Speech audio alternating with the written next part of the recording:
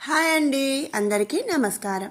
మరి మనం ప్రతిరోజు చెప్పుకునే విష్ణు పురాణంలో శ్రీకృష్ణ అవతార కథలో నిన్నటి వీడియోలో కంసుడు యజ్ఞం పేరుతో బలరామకృష్ణులను రప్పించాలని అక్రూరుణ్ణి పిలిచి ఇలా చెప్పాడు.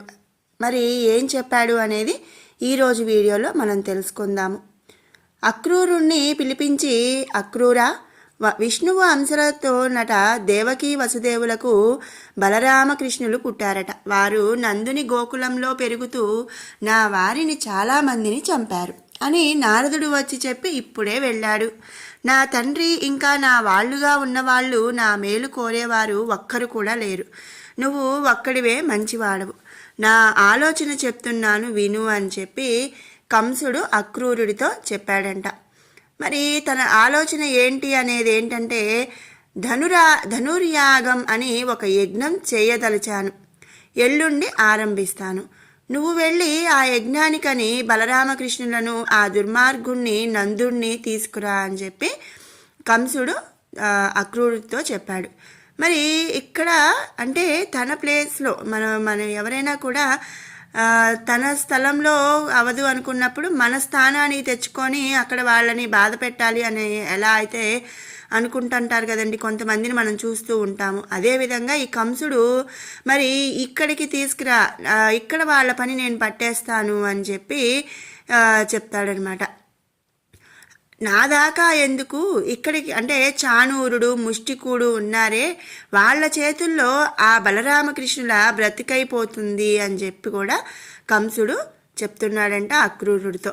మరి తరువాత దేవకీ వసుదేవుల్ని, తండ్రే అయిన బద్ధ విరోధి అయిన ఉగ్రసేనుణ్ణి, ఇలా నా మేలు కోరని వారందరినీ కూడా యముని ఇంటికి అంటే యమును ఇంటికి అంటే ఏంటంటే వాళ్ళని చంపేసి యమలోకానికి పంపి ఎదురు లేకుండా రాజ్యమేలుతాను అని చెప్పి కంసుడు చెప్తున్నాడు.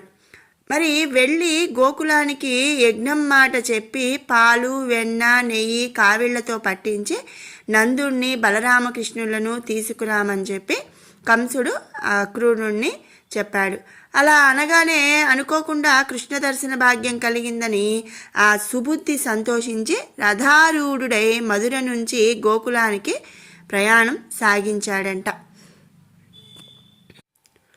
ఇక అలా అక్రూరుడు రథాన్ని తీసుకొని వెళ్ళేటప్పుడు అంతలో కంసుని దూత ఒకడు కేసి అనేవాడు గుర్రం రూపంతో గోకులానికి వచ్చి పశువుల శాలలో ప్రవేశించి భీకరంగా అరవటం ఆరంభించాడట. అలా కృష్ణుని మీదకి వచ్చి రంపాల్లాంటి అంటే ఎంత పదునుగా ఉంటుందో అలాంటి పళ్ళు కనిపించేటట్టుగా నోరు తెరిచాడంట ఆ కేసి అనే ఒక రాక్షసుడు. కృష్ణుడు తన చేయి దాని నోటిలో జొనపగా అంటే పెట్టగా దాని పళ్ళన్నీ ఊడి కింద పడిపోయాట. అలాగే కృష్ణుని చెయ్యి గుర్రం కడుపులోకి వెళ్ళి తెగ పెరిగిపోయిందంట. మరి దానితో ఆ గుర్రం యొక్క పొట్ట పగిలి నెత్తురు కక్కుతూ అశ్వరూపుడైన కేసి చచ్చి కింద పడిపోయాడు. గోపకులందరూ ఎంతో ఆనందంగా చప్పట్లు చరుస్తూ కృష్ణుని చుట్టూ చేరి చిందులు వేశారట. అంతలో నారదుడు ఒకంత పైన నిలిచి, పద్మాక్ష, కళ్ళారా చూశాను, కడుపు నిండింది. మరి దేవతలకు కూడా తేదీ చూడరాని కేసి అనే రాక్షసుణ్ణి అవలీలగా సంహరించావు కాబట్టి నీకు మరొక పేరు ఈ కేశవనామం నేటి నుంచి ప్రసిద్ధమవుగాక అని చెప్పి నారదుడు చెప్పాడట.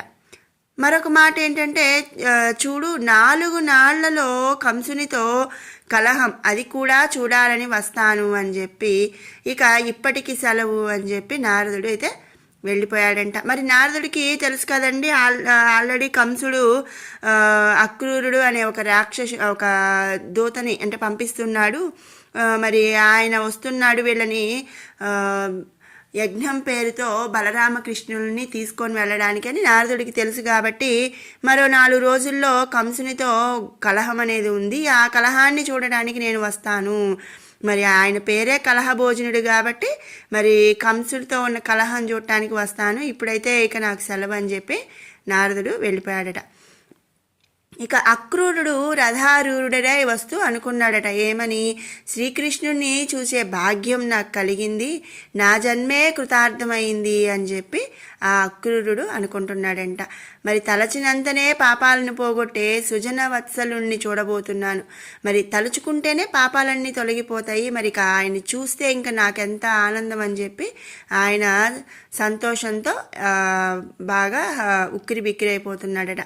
మరి ప్రహ్లాదాది భక్తుల వందనాలు అందుకుంటూ కనికరించి చూసే భక్తమందారుడికి నేడు నమస్కరించగలుగుతున్నాను.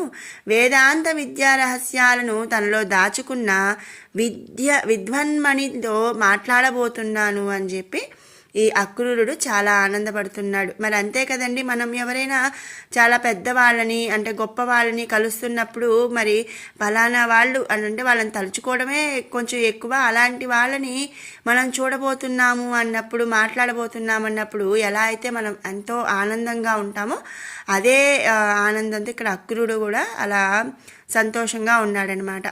మరి సకల లోకాలను సంరక్షించే లోకేశ్వరుణ్ణి సంరక్షణ నాకు కలుగుతుంది, ఎంత అదృష్టవంతుడినో, ఇది అందరికీ కలుగుతుందా అని చెప్పి అక్రూరుడు అనుకుంటున్నాడు. మరి ఇలా ఆనందిస్తూ క్రమంగా గోకులానికి వచ్చాడట. సాయం సమయం అది.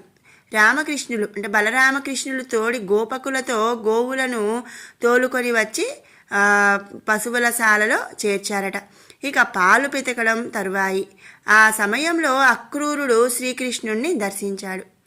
అరుణారుణ ఛాయలతో అలరారే పాదాలవాడు, తెల్ల తామర పువ్వు శిరోభూషణంగా ధరించినవాడు, గోధూళి అలమిన కుండలాలతో ఇంద్రనీల ఛాయతో ఎసగులాడు వక్షంనందు పుట్టుమచ్చల చిహ్నం, దానిపై వనమాల కలవాడు, దూడలను పిలిచి తల్లుల దగ్గరకు విడుస్తున్నవాడు, ఒక చేత పాలగిన్నె ఒక చేత కట్టుతాళ్ళు పట్టుకొని నిల్చున్న ఆ కృష్ణుణ్ణి అక్రూరుడు దర్శించాడట.